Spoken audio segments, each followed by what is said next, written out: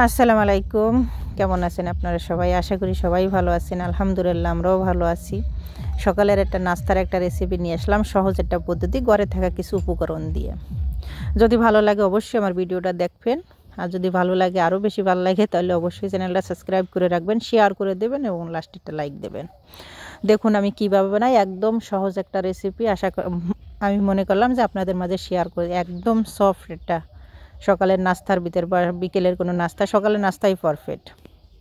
এই রেসিপিটা বানাইতে কোনো কিছু লাগবে না, ঘরের থাকা কিছু উপকরণ দিয়ে বানানো হবে। সেটা আছে, মেন উপাদান আছে ধনের পাতা। এখন ধনের পাতা সিজন, আমি মনে করলাম শেয়ার করি। দুর্দান্ত একটা টেস্ট। এখানে আমি প্রথম নিয়েছি সাগুদানার আধা কাপ, মানে নিয়েছি আধা কাপ নিয়েছি সাগুদানার ময়দা।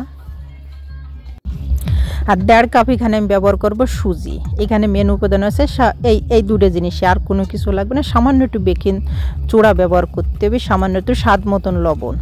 এখন হালকা একটু কুসুম গরম পানি আমি এখন মিক্স করে নিতেছি। হালকা কুসুম গরম পানি দিয়ে আমি হয়তো 20 থেকে 30 মিনিট আমি এখানে ভিজিয়ে রাখবো, যাতে এই আপনার সুজিটা যাতে ফুলে ওঠে। দেখুন পানি দেওয়ার সাথে, গরম পানি দেওয়ার সাথে কিন্তু ফুলে উঠছে। অবশ্যই সাগুদানার এই যে সুজিটা আপনারা আটা ওইটা একটু নেওয়ার জন্য চেষ্টা করুন, তাহলে কিন্তু অনেকটা সফট হবে। রুটি বলেন, যেটাই বলেন, অনেকটা সফট হবে। আমি এখানে আধা ঘন্টার মতন আমি এখানে রেস্টে রেখে দিয়েছি। এখন আমি একটা চাটনির জন্য আমি কিছু উপাদান নিয়ে দিয়েছি। আমি প্রথম দিলাম চিনেবাদাম, ভাজা যে চিনেবাদাম সেটা দিয়ে দিলাম। পরিমাণ মতন ধনের পাতা, এটা কিন্তু ধনের পাতারই সব কিছু হবে। পরিমাণ মতো ধনের পাতা, লবণ, একটা রসুন আমি ব্যবহার করেছি, আর ব্যবহার করছি 5-6টা কাঁচামরিচ। এখন আমি সুন্দর করে একটা পেস্ট করে আমি সাইডে রেখে দিয়েছিলাম। অবশ্যই তরকা লাগাবো, সেটা অবশ্যই দেখবেন। আর যে সুজিটা আমি ভিজিয়ে রাখছিলাম সেটা এখন আমি ব্লেন্ডারে যারা দিয়ে দিতেছি। এখানে আমি ব্লেন্ডার করে নিব। দেখুন কতটা ফুল উঠছে। তার ভিতরে দিয়ে দিলাম 2টো ডিম। এখানে আমি 2টো ডিম ব্যবহার করেছি। আর ব্যবহার করেছি জিরের গুঁড়ে 1 চামচ, মরিচের গুঁড়ে আধা চামচ, আর ধনের পাতা ব্যবহার করেছি। ধনের পাতাটা মেন, এখানে ধনের পাতাই আপনার মেন উপাদান। ধনের পাতা ব্যবহার করেছি আমি অনেকটাই ব্যবহার করেছি। ধরেন 1 কাপের মতন, আমি 1 কাপ 1.5 কাপের মতন আমি ব্যবহার করেছি। এখন আমি সুন্দর করে পেস্ট করে নিতেছি। দেখুন একদম ঘন হবে না, একদম পাতলাও হবে না। আপনারা দেখেই বুঝতে পারছেন যে কিভাবে আমি করেছি। একটু লবণ হয়তো আমার কাছে কম লাগছিল, আমি আর একটু 1 চিমটির মতন লবণ দিয়ে দিলাম। উপর দিকে আর কিছু আমি ধনের পাতা ব্যবহার করেছি। এটা কিন্তু ধনের পাতারই, আপনি পুরোটাই টেস্ট কিন্তু ধনের পাতার পাবেন।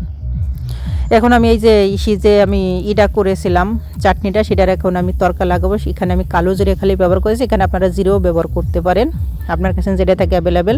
আমি খালি কালো জিরের একটা করছি। এখানে আমি পর্যাপ্ত তেল গরম করতে দিয়েছি, তার ভিতরে আমি দিয়েছি কালো জিরে 1 চামচের মতন। সেটা এখন আমি এই যে উপরে তরকা লাগাই দিলাম। আর কোনো কিছু আমি ব্যবহার করি না, অবশ্যই লবণটা ব্যবহার করবেন। এটা কিন্তু দুর্দান্ত একটা টেস্ট পাবেন। ধনের পাতা যেমন একটা ফ্লেভার পাবেন, তারপরে আপনি চিনেবাদামের একটা ফ্লেভার পাবেন, দুটোই পাবেন। এখন আমি যে পেস্টটা রেখেছি, আপনারা এখানে রেস্টের দরকার দেয় না, 2 মিনিট রেস্টে রাখলে এনাফ।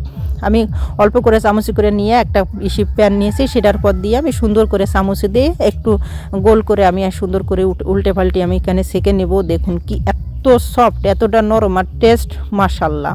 যেই একবার বানাই খাবি তখন ঠিক হবে যে টেস্ট কী জিনিস। আপনারা না খাইলে বুঝতে পারবেন না, যেই খাবেন সেই কিন্তু এর ফ্যান হয়ে পড়বে। দেখুন আমি কি আপনাদের সুবিধার জন্য আবারও আমি দেখাই দিচ্ছি। দেখুন কিভাবে যতটা পাতলা করে পারেন ততটা পাতলা করে দেবেন। উপর দিকে একটু ধনের পাতা দিয়ে আর একটু ঘি বা তেল, এই দুটোই ব্যবহার করার জন্য চেষ্টা করেন। আমি ঘি আর তেল দুটোই মিক্স করে ব্যবহার করেছি, যাতে সুন্দর একটা গ্রান পাওয়া যায় আর সুন্দর একটা কালার আসা পর্যন্ত কিন্তু উল্টে পাল্টে ভেজে নেবেন। আমি দেখুন কিভাবে করতেছি, আর এতটা সফট, যেমনটা সফট আপনারা পাবেন ততটা কিন্তু টেস্ট পাবেন। আর এটা সকালের নাস্তার জন্য একদম পারফেক্ট। আমি সকালবেলা ভাবলাম আমাদের জন্য, মানে আপনাদের জন্য, আমার ভাই বোন ফ্রেন্ডের সাথে আমি এটা শেয়ার করে রেসিপিটা হয়তো সকলের ভালো লাগবে। এভাবে আমি এক করে সবগুলো আমি বানাই নিব, একই পদ্ধতি আমি সবগুলো বানাই। এখানে ধনের পাতা আপনারা জিরেও ব্যবহার করতে পারেন, কালো জিরেও ব্যবহার করতে পারেন, এমন আছে নাও কিছু ব্যবহার করতে, তাতে কোনো সমস্যা নাই। যত আমি ধনের পাতার এই পেস্ট আমি বানাইছি, মানে রুটি বলেন যেটাই বলেন, সেটা আমি বানাইছি। এই জন্য শেয়ার বললাম যে আমি এটার পুরো প্রসেসিং কিন্তু ধনের পাতা লাগবে।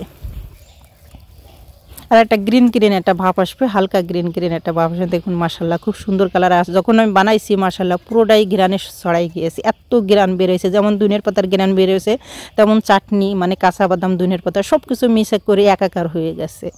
আর যদি আপনারা এরকম বানান, পোলাপান সকলেই মিনিটের একদম, মানে কয়েক মিনিটের পুরো মানে কাভার হয়ে যাবে, এত টেস্ট।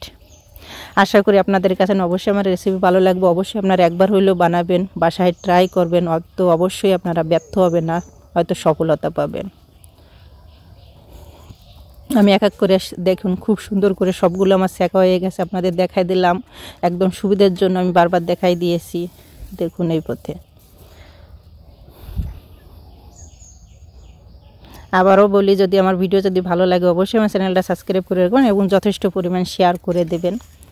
আপনাদের কাছে আশা করি আপনারাও আমার একটা পরিবার, আশা করি ভালো কিছুর এজন্য।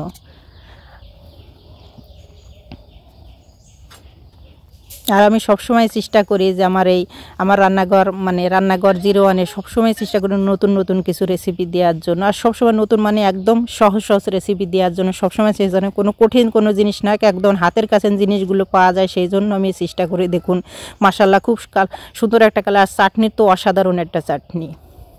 ভালো থাকবেন, সুস্থ থাকবেন, আল্লাহ হাফেজ।